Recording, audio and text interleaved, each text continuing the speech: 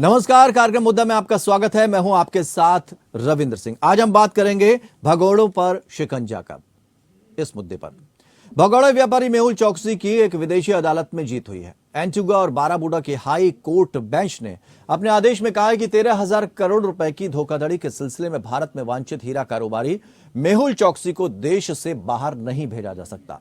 दरअसल कोर्ट में मेहुल चोकसी की तरफ से तर्क दिया गया था कि उसके खिलाफ मुकदमों की जांच का दायित्व एंटीगुआ के अटॉर्नी जनरल और पुलिस प्रमुख के जिम्मे है। साथ ही आशंका जताई कि अगर वो भारत भेजा जाता है तो उसे अमानवीय व्यवहार या क्रूर सजा का सामना करना पड़ सकता है। इस दलील के बाद एंटीगुआ और बाराबूडा की हाईकोर्ट बेंच ने शुक्रवार को भगोड़े और वांछित कारोबारी मेहुल चोकसी को बड़ी राहत दी। अदालत ने चोकसी को बिना कोर्ट के आदेश के देश से बाहर ले जाने पर रोक लगा दी। मेहुल चोकसी की तरफ से अदालत में मांग की गई कि 23 मई 2021 को उसके अपहरण मामले में जांच होनी चाहिए। मामले में अदालत ने कहा कि डोमिनिकन पुलिस ने घटना की पुष्टि की चोकसी का अपहरण किया गया है और उसकी इच्छा के विरुद्ध डोमिनिका ले जाया गया। आपको बता दें कि 63 वर्षीय हीरा कारोबारी मेहुल चोकसी पंजाब नेशनल बैंक में 13,000 करोड़ रुपए की धोखाधड़ी के सिलसिले में भारत में वांछित है। सीबीआई ने अपने बयान में कहा कि वो आपराधिक न्याय की प्रक्रिया का सामना करने के लिए भगोड़ों और अपराधियों को भारत वापस लाने के लिए प्रतिबद्ध है। आपको बता दें कि पिछले 15 महीनों में 30 से ज्यादा वांछित अपराधी भारत लौट आए हैं, लेकिन अभी भी करीब 300 से ज्यादा लोग ऐसे हैं जो देश के साथ धोखाधड़ी कर विदेश फरार हो गए हैं। भारत में विजय माल्या, नीरव मोदी, मेहुल चोकसी, ललित मोदी और रविशंकरन ही नहीं, कई ऐसे लोग हैं जो देश के लिए एक विलेन बने हुए हैं और विदेश में जाकर रॉयल लाइफ जी रहे हैं। भारत अभी भी इनकी तलाश में है। किसी का भारत की सरकार को पता है तो कोई गुमनामी में शानदार लाइफ जी रहा है।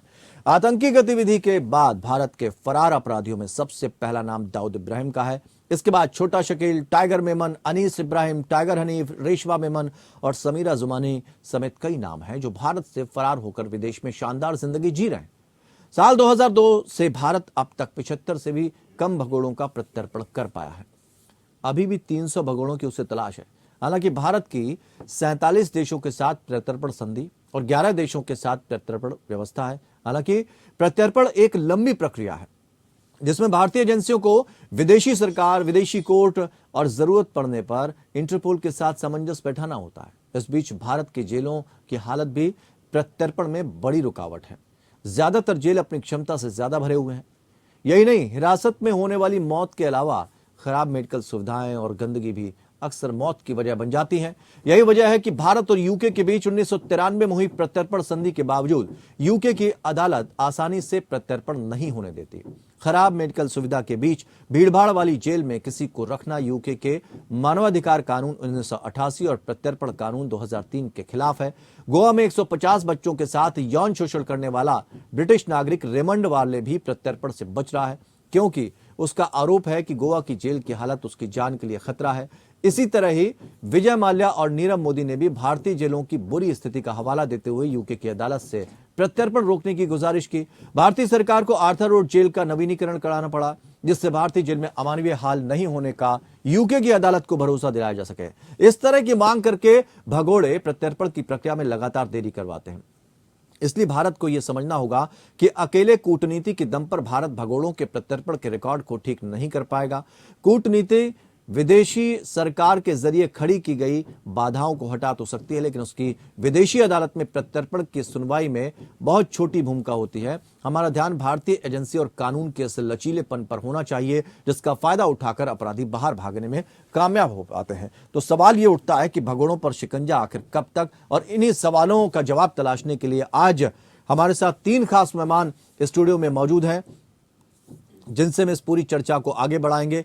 क्योंकि भारत की 11 देशों के साथ प्रत्यर्पण की व्यवस्था है, उसके बावजूद क्यों आखिर इन बड़े भारत के विलन को हम भारत वापस नहीं ला पा रहे हैं। विजय खैरा हमारे साथ भारतीय जनता पार्टी के प्रवक्ता जुड़ेंगे, रत्नाकर सिंह प्रवक्ता कांग्रेस हमारे साथ जुड़ेंगे और डॉक्टर प्रदीप शर्मा वरिष्ठ अधिवक्ता के तौर पर हमारे साथ जुड़ेंगे। तो यहां पर आपको बता दें कि 3 खास मेहमान हमारे साथ जुड़े हैं। आप सभी का बहुत बहुत सर स्वागत करते हैं। विजय खैरा जी, लगातार ये दावे किए जाते हैं कि प्रत्यर्पण करा लाएंगे, इतना पैसा लेकर जो भागे हैं, लेकिन मेहुल चोकसी, इतने सारे लोग हैं, इतने नाम हैं जिनको अभी वापस नहीं लाया जा सकता। और मेहुल चौकसी की तो आप अपडेट जान ही चुके हैं जो हमने अभी आपको दी। अब तो और आपके लिए असंभव हो गया है। ये सिर्फ बातें ही रह जाएंगी, कहते ही रह जाएंगे। आखिर कहाँ पेंच फंसता है, कहाँ दिक्कत आती है? चौकसी के मामले में काफी इंटरेस्टिंग बातें हैं, जिस हिसाब से वो अभी तक नहीं वापस लाया जा सका। पहली बात तो ये है कि चौकसी को सिर्फ 100 करोड़ संपत्ति के अगेंस्ट में 5,200 करोड़ रुपया दिया गया था और 2011 में एलओयू दे दिया गया था ये यूपी की सरकार की। जब 6,000 करोड़ तक उनको दिया गया तब यूपी की सरकार थी और जाते जाते तक दिए गया। नहीं, सवाल ये नहीं है आ क्यों नहीं पा रहे हैं, वो तो सबको पता है। जब तक आप बताएंगे नहीं तो समझ नहीं आएगा। सबको पता, मैंने पूरा एक खाका भी भेज दिया, मैंने सारे आंकड़े बता दिए। अच्छा, वो तो सबको पता है। ठीक है। अच्छा, नहीं ये बार बार अभी बोलेंगे ना, उन्हें पहले ही पता हो जाना चाहिए बात। हाँ खैर, वो तो एक बात हुई।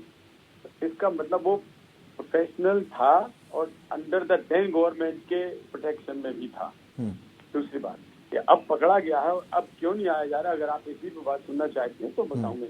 अभी आप जिक्र कर रहे थे भगोड़ों का, तो 30 भगोड़े वापिस पकड़ के लाए जा चुके हैं। एक बात।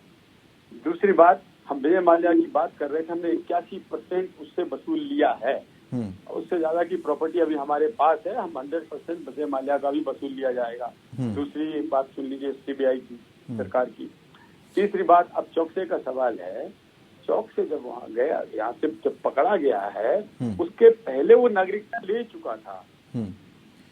नहीं तो वो दावे सारे खोखले हैं। जब ये कहा जा रहा था कि अब वो दिन दूर नहीं जब भगोड़े भी वापस आएंगे भारत, हाँ, तो बड़े विलेन तो नदारद हैं।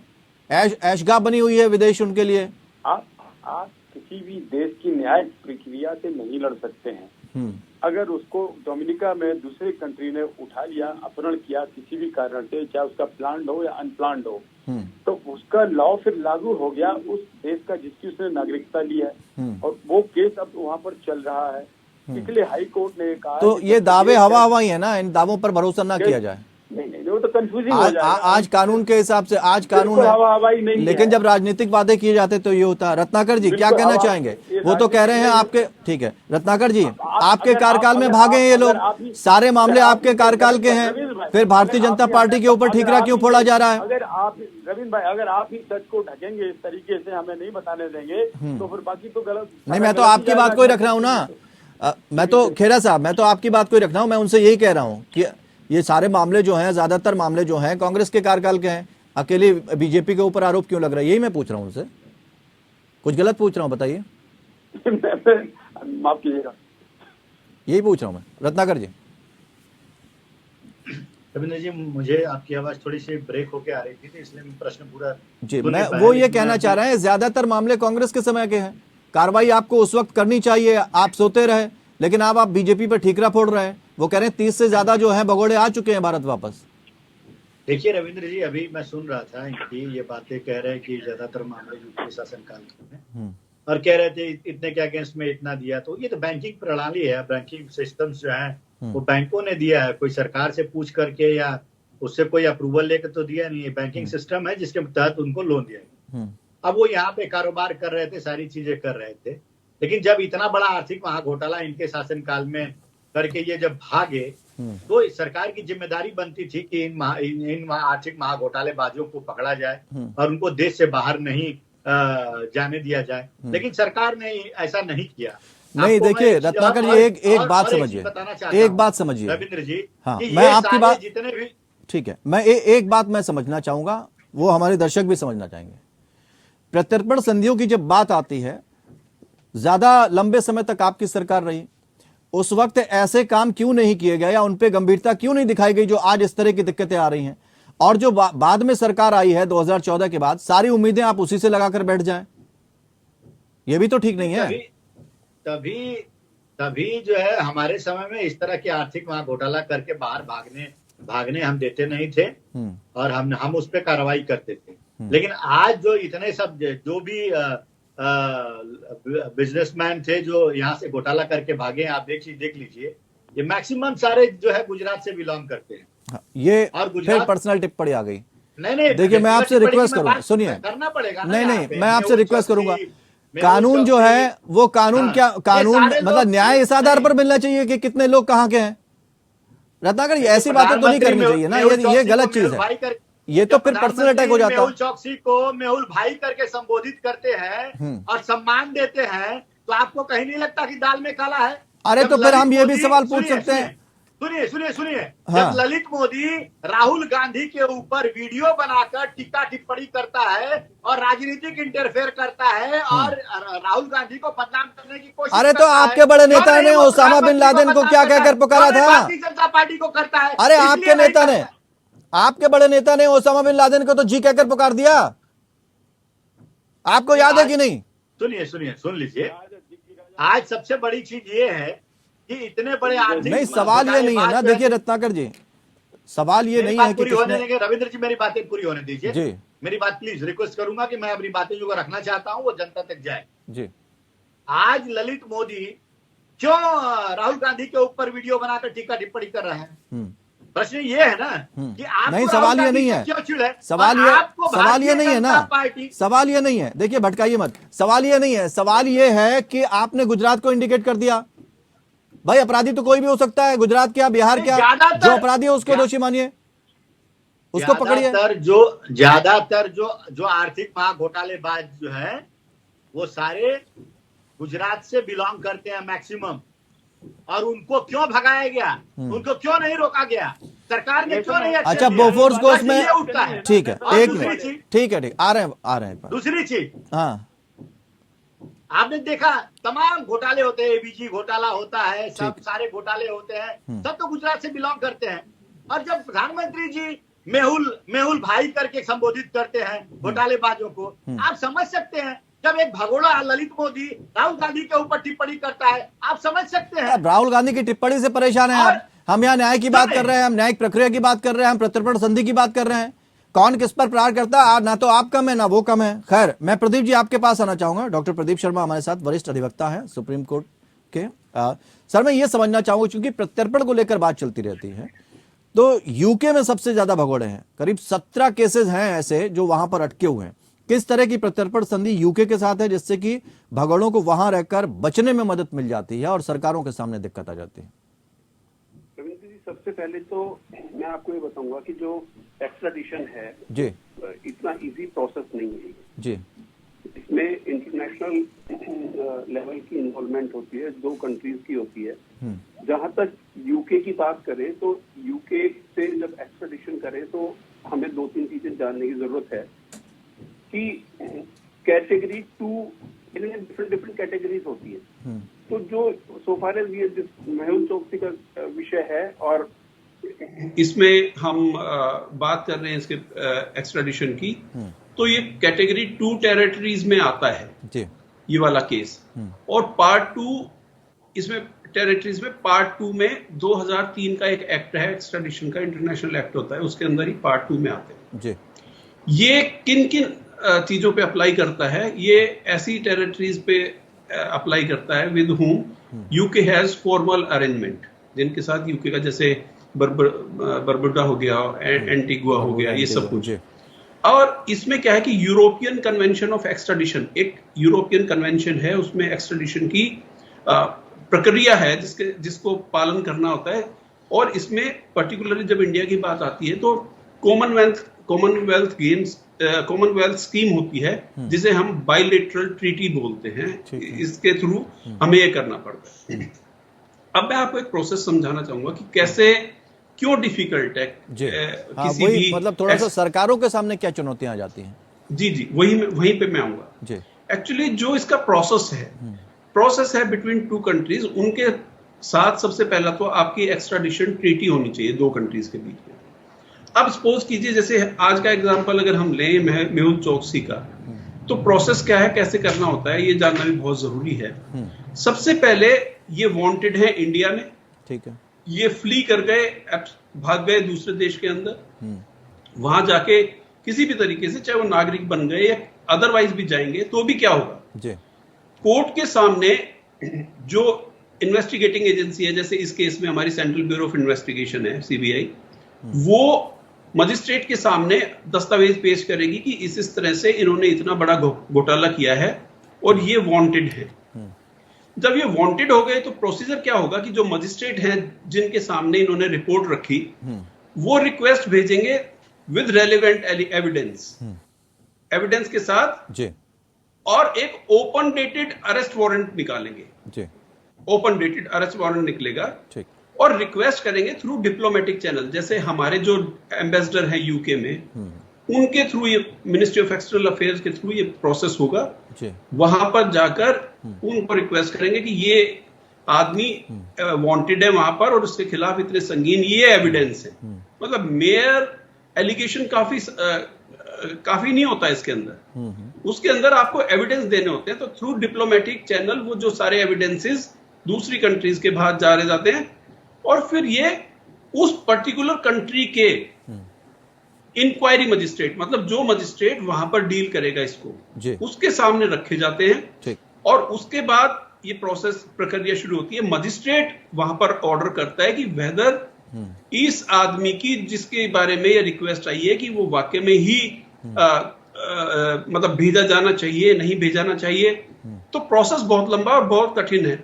आज का आप एग्जांपल देख लीजिए, कोर्ट की इंटरवेंशन से ही आप ये देखिए कितना ये एक वेल प्लान्ड भी हो सकता है कि आपको पता है लूप होल्स का हर रोज कोर्ट्स में होता है कि कैसे कानून को हम थोड़ा सा हैंडल कर लेते हैं। सर सवाल प्रदीप जी ये भी खड़ा होता है कि एक लंबा अंतराल बीत गया, जिन चीज़ों पर सवाल उठाए जाते हैं हम उन चीज़ों में सुधार क्यों नहीं ला पाए, और अगर हम लाए हैं तो किस स्तर पर सुधार लाएं, ये भी एक बड़ी समस्या। क्योंकि कभी कभी ये भी कहा जाता है कि जेल में, जैसे मेहुल ने कहा कि जेल में वो सुविधाएं नहीं होती हैं, हमको टॉर्चर किया जा सकता है, परेशान किया जा सकता है। तो ये चीज़ें हैं, क्या अगर हमारी जो लूप होल्स हैं जो हमें पता है उन चीज़ों में हम सुधार क्यों नहीं ला पाए?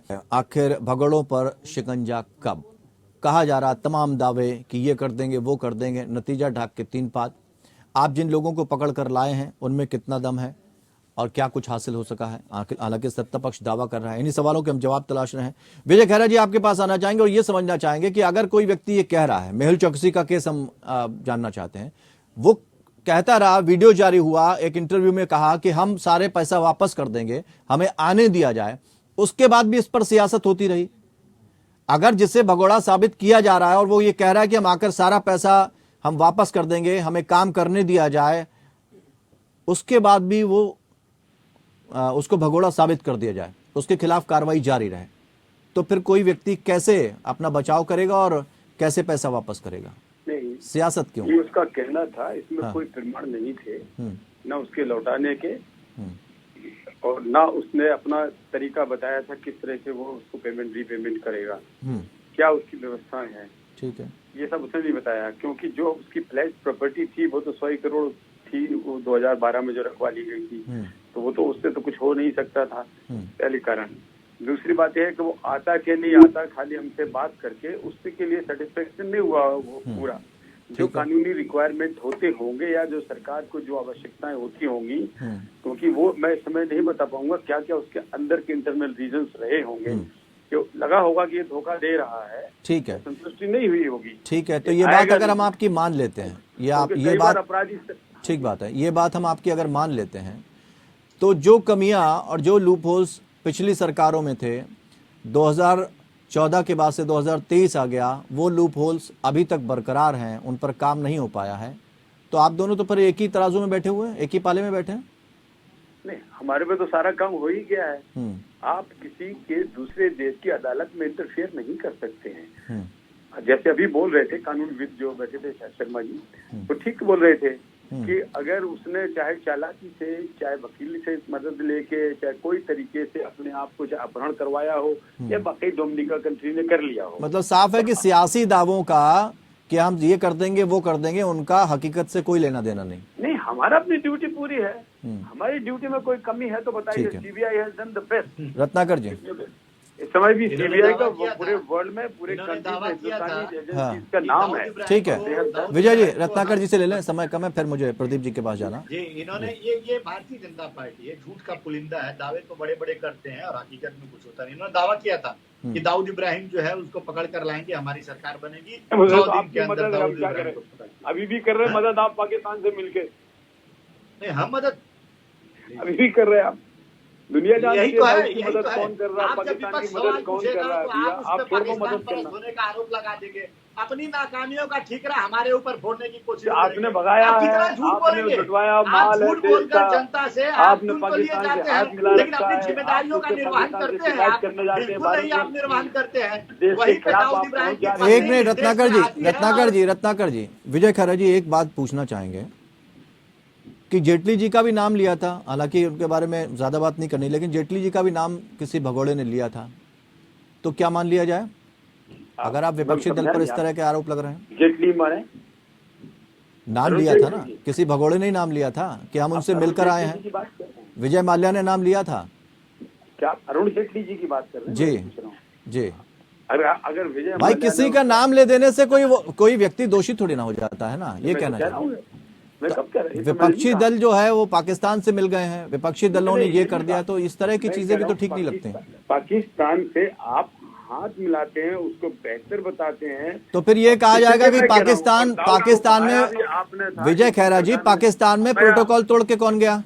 दाऊद को किसने भगाया? किसके टाइम में गया दाऊद को? नहीं, ये सारे भगोड़े, ये भाई, सारे पड़ोसी भगोड़े- देशों से संबंध अच्छे रहे, ठीक है, राजनीतिक बात अलग होगी, कानूनी पहलू समझते हैं, ठीक है बात तो ये ठीक है। रत्नाकर जी एक मिनट, रत्नाकर फ्री जी, स्पेस आपने मिला, कहा कौन ना, दाऊद का कौन नाम आपने कौन लिया, फ्री हमने स्पेस नहीं मिला? लिया। किसके शासनकाल में भागे ये? मैं तो आपके नहीं लिया। शासनकाल में भागे हमने तो ढूंढ और के कोई आप कल कसर थोथराई नहीं कर रहे छोड़ी। हैं। ठीक है, कि हम रत्नाकर जी एक पाकिस्तान मिनट, पर रत्नाकर जी एक आप मिनट, देश की कानूनी पहलू संपत्ति छूट को जाएगा। लूटने वालों को फ्री स्पेस दे रहे हैं कि भाई रत्नाकर। तुम चले जाओ दूसरे देश में, हमारा तो कानून चलेगा नहीं, इसलिए आपसे प्लेस मिल जाएगा आपको। ठीक अरे है। आपने आपने रोका दाऊद क्यों? ठीक है, पाकिस्तान ठीक है, भेजा एक था। मिनट, हमने तो हर्षद मेहता, इसलिए आपने हमने तो दुबई हर्षद भेज के मेहता पाकिस्तान भेज दिल्ली दिया। जैसे घोटालेबाजों को दाऊद इसी के देश में हैंडसिंग सजा ग्लव दिया से है। अंदर ही इसी अंदर देश में उसको कानून के रत्नाकर जी, विजय खैरा जी एक मिनट, विजय खैरा जी एक मिनट, रत्नाकर जी एक मिनट, रत्नाकर जी, ठीक है, रत्नाकर जी एक मिनट, रत्नाकर जी, किस तरह से कानूनी पहलू एक छूट जाएगा, एक सवाल और लेना चाहेंगे। प्रदीप जी, आपसे चलते चलते एक सवाल हम लेना चाहते हैं, इंटरपोल की क्या भूमिका होती है भगोड़ों को पकड़ने में? और ये एक अहम भूमिका होती है रविंद्र जी इसके अंदर, हाँ, क्योंकि इंटरपोल ही होता है जो कोऑर्डिनेटिंग पुलिसिंग बोलते हैं, जैसे कि एक एजेंसी दूसरी एजेंसी के पास जाएगी तो सारी की सारी जितनी भी टेक्निकल सर्विलेंस है, जितना टेक्निकल असिस्टेंस है, जितना टेक्निकल सॉल्यूशन है जी, वो बेसिकली किस फैक्टर पे बेस्ड होती है? वो होती है पब्लिक की इंफ्रास्ट्रक्चर के ऊपर। पब्लिक की इंफ्रास्ट्रक्चर के बारे में बात करें तो इसमें क्या होता है जी, संक्षेप में थोड़ा अगर समझा सकें तो अच्छा रहेगा। हाँ, वही मैं आ रहा हूँ जी, कि सबसे पहले क्या, जैसे मैंने अभी आपको बताया कि मजिस्ट्रेट एक रिक्वेस्ट फॉरवर्ड करेंगे through ministry of external affair, और साइमल्टेनियसली जैसे हमारी एजेंसी यहाँ पर, वो भी थ्रू एक्सटर्नल अफेयर वहां की पुलिस से या वहां की इंटेलिजेंस से आप एक कोऑर्डिनेशन करेंगे। ठीक है। अब क्वेश्चन क्या आएगा बेसिकली, आपको मालूम है कि जो इतना बड़ा घपला कोई कर सकता है तो वो डॉक्यूमेंट्स को भी मैनिपुलेट कर सकता है। ठीक है, तो जो इंटरपोल का सबसे बड़ा जो मोस्ट रेलेवेंट है कि पहले तो जो चीज है वो गारंटी करता है ऑथेंटिसिटी ऑफ सिग्नेचर। ठीक है। अब इस केस में, ठीक है, वक्त इतना ही है, माफी चाहेंगे, बहुत बहुत शुक्रिया आपका। लेकिन अब इस केस में ये अगर देखा जाए कि रेड कॉर्नर नोटिस का मतलब अरेस्ट वारंट भी नहीं होता, लेकिन कई कानूनी पहलू हैं जो उसमें हम देख सकते हैं, वो मजबूत हो जाते हैं, इसलिए यहाँ पर इंटरपोल की जो भूमिका है काफी महत्वपूर्ण हो जाती है। लेकिन आपको समझना है, दर्शकों को, सियासी दावों और हकीकत में बहुत फर्क होता है, क्योंकि कई पेच फंसे होते हैं जिनकी जानकारी आपको तक नहीं होती है। तो सियासी दावों को हकीकत ना समझा जाए जब तक कि उन पर कार्रवाई ना हो और उनके रिजल्ट सामने ना आए, वरना बातें हैं, बातों का क्या। हमने कानूनी पहलू समझने की कोशिश की और समझाने की कोशिश की कि असल में पेच कहाँ फंसता है, कहाँ पर दिक्कत आती है। फिलहाल इतना ही, नमस्कार।